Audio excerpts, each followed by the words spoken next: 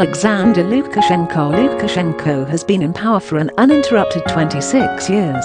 Opposition political parties in Belarus are now fed up with his authoritarian rule and have blamed him for all the socio-economic and political rot in the country. But the Belarusian president, who romped to victory by 80%, has refused to budge, going on to ask Vladimir Putin of Russia to help him quell the internal unrest. Switch over to Zimbabwe. Just like his Belarusian counterpart, Lukashenko, President Emmerson Mnangagwa has described as fictitious the claim by many Zimbabweans of unbearable socio-economic and political problems in the country. He said this while responding to the possibility of South Africa intervening to help resolve the political deadlock in the country. For starters, to many neutral observers, the Zimbabwean economic scoreboard does not read good, with most pointers in the red zone. The year-on-year inflation rate for August, for instance, as measured by the All Items Consumer Price Index, stood at 761.02%. This is a terrible economic outlook for any country outside a war zone.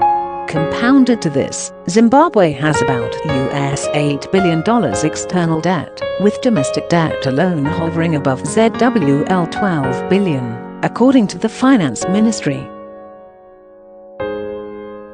In view of the above economic hardships, it would be unthinkable for Mnangagwa and his colleagues in government to describe problems besetting Zimbabwe as imaginary and unreal. On the political front, members of parliament, journalists and human rights activists have recently been incarcerated and charged with espionage.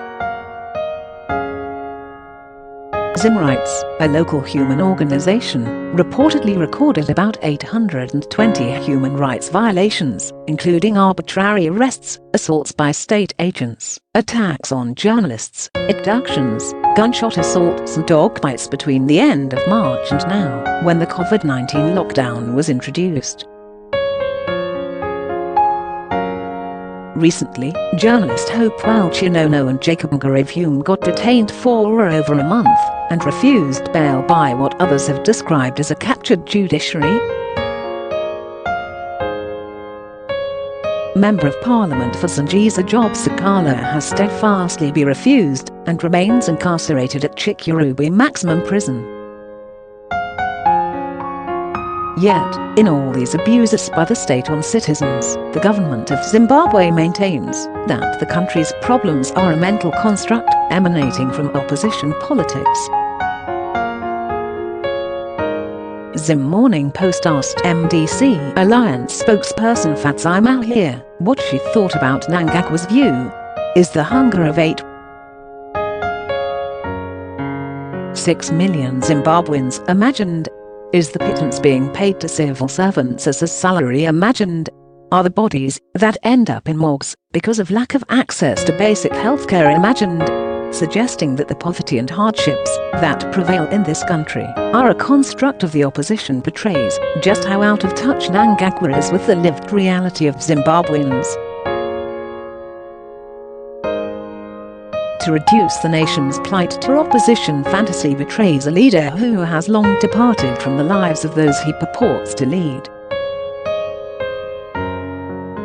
Close quote. A former Alpha Media Holdings editor-in-chief who did not want to be named rebuffed Mnangagwa, saying he was trying to hide my finger. He is hiding behind the finger.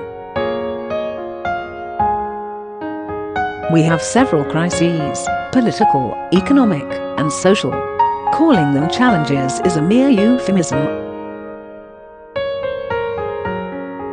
Close quote. This publication also sought comment from University of Zimbabwe political scientist Emmerson Mnangagwa on the issue. Mnangagwa can clearly see what most Zimbabweans are privy to, that there is a problem of mammoth proportion in the country.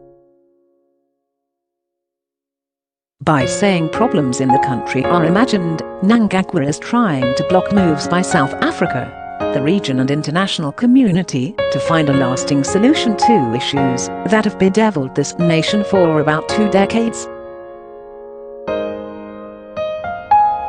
South Africa should, therefore, not be deterred by Mnangagwa and his ZANU-PF. After all, South Africa feels the heat coming from Zimbabwe's toxic politics more than any other country in the region. Close quote. Post published in Featured.